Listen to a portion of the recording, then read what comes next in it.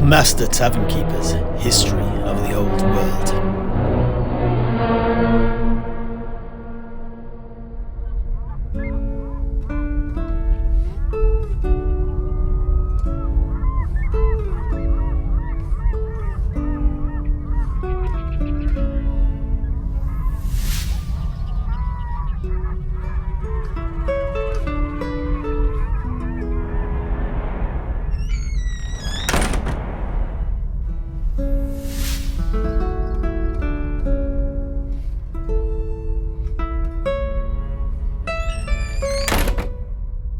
So, please tell us, what was it the skink interpreter, Winnie Patutli and Marco Columbo discussed on the beach?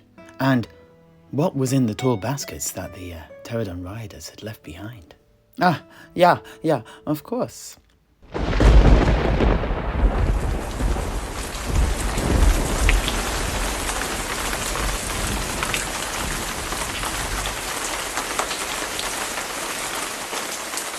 With the departure of the lizardmen, the monsoon lanes had begun to pour down from the sky in earnest, and everyone ran for shelter.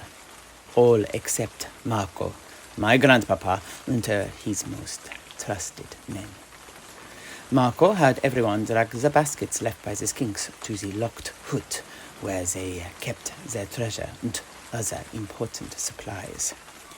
Here, they were set down next to the pearls they had received after taking down the lupine chaos champion, Vegir the Sacrificer. Marco then dismissed the other men, but asked my grandpapa to remain.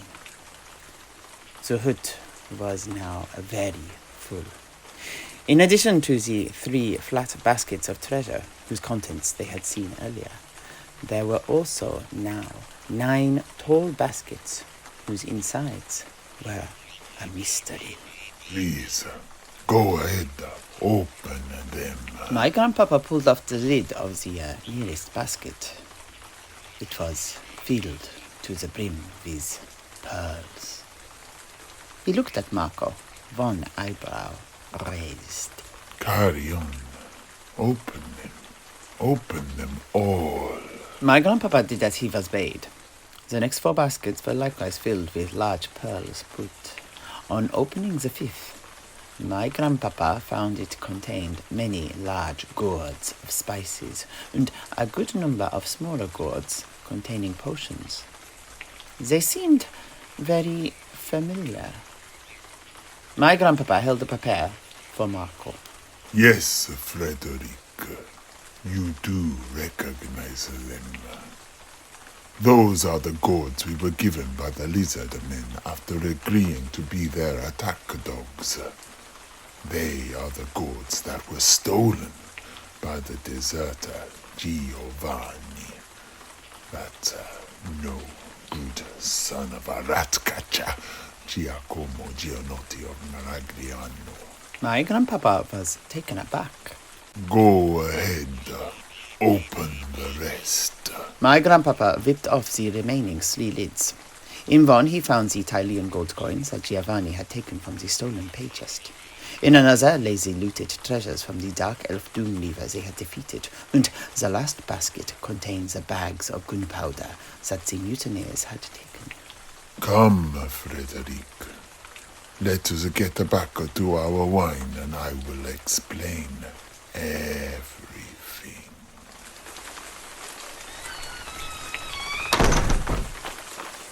The 2 darted out of the treasure hut and dashed through the pouring rain to get back to Marco's tent in the center of the encampment. Here, they cracked open one of the gourds of cactus vines that they had just received from the skink interpreter and continued drinking. So, Winnie Patutli told me that the mutineers are turned up in the north near the ruined city of Pahuax. Presumably, they were trying to plunder the ancient city, but they were not successful. The skink said that a skink patrol from the nearby city of Hexoatl discovered the thieves and that each was either killed, as they tried to escape, or they were captured and taken back to the city. Those they took back to the temple city were all sacrificed to Sotek. A fitting end for the traitors, eh? My grandpapa nodded silently. Skink riders on pterodons then flew out to the 2 ships that were anchored just off of the coast. They apparently killed the sailors that had been left to guard the boats and boarded the vessels. In the ship's holds they found and took the treasures that Giovanni and the turncoats had stolen. We truly did not know what happened to the boats themselves, though. The gods of spices bore the glyph of Telash upon them, and the slain mage priest of Hexoatl, Aslan the interpreter referred to as a Mazda Mundi, ordered his skinks to send all of the treasures down south to Telash, and from there we truly return them to us. I guess this is a form of revenge. I had wished to kill Giovanni myself, but this turn of events is far more satisfying. My grandpapa once again silently nodded. He was thinking of his own men who had accompanied the mutinous Giovanni. Many had been good men who had simply wanted to go home, hearkened to the lies of a deceitful man, and believed them. He held up his glass and quietly toasted their memory. Marco did not notice. He was lost in his own thoughts.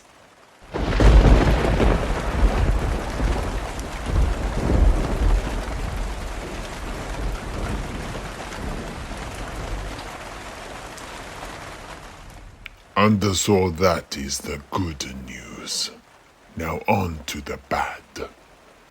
If we are not careful, Giovanni will not be the last Tilean to spill his blood upon the altars of Sotek. The lizard men mean to sacrifice us as well.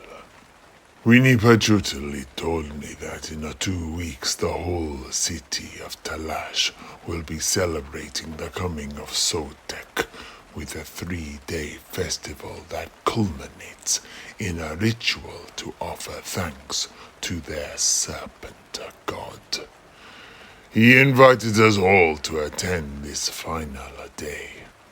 I think it is obvious that we are to be part of the offerings.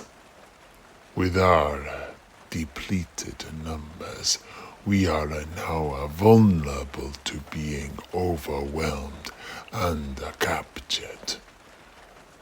It is just as the Dark Elf warned us. I think this is the reason they have invited everyone to attend.